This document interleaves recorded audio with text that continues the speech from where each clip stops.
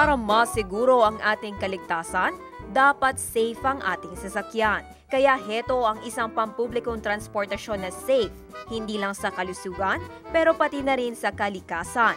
Ang e-tricycle na isa sa mga proyekto ng Department of Energy o DOE. E-tricycle is katulad ng mga karaniwang tricycles na nakikita natin sa kalsada sa Pilipinas. Pagkaiba lang nito sa mga tricycles na nakikita natin na may tatlong gulong ay this is run by electricity o yung kuryente.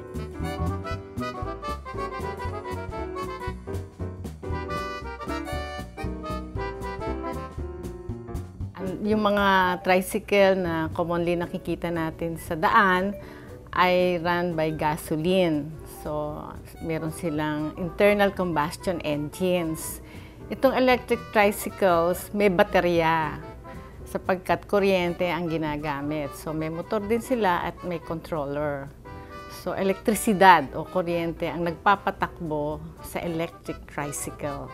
Karamihan sa mga electric o e-tricycle ay pinapagana ng bateryang lithium-ion na eco-friendly dahil may halo itong purpurin na non-toxic dye na nagmumula sa mother plant.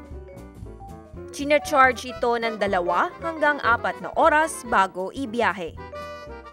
Maraming mga benepisyo ang paggamit ng e-tricycle. Bukod sa wala itong binubugang emisyon na nakakasama sa ating kalusugan, wala rin itong ingay. Sumakay sila dito kasi maganda sakyan tsaka walang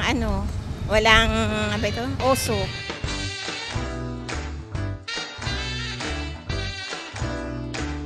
Sa mga tricycle driver, talagang malaking tulong. Dahil dati kung gumagasto sila ng 200 sa gasolina, dito ay 45 pesos lang. So, bali malaki ang naiuwi nila sa pamilya. Tulong po ito sa ating kalikasan dahil po natatanggal po lahat ng polusyon.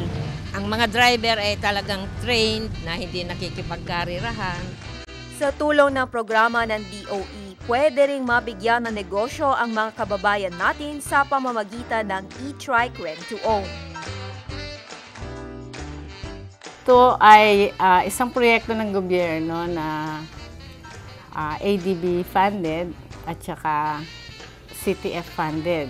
So it's a combination of loan and grant na ang gobyerno ay bibili ng electric tricycles, ibibenta to sa mga drivers. Merong financing scheme na ginawa kami.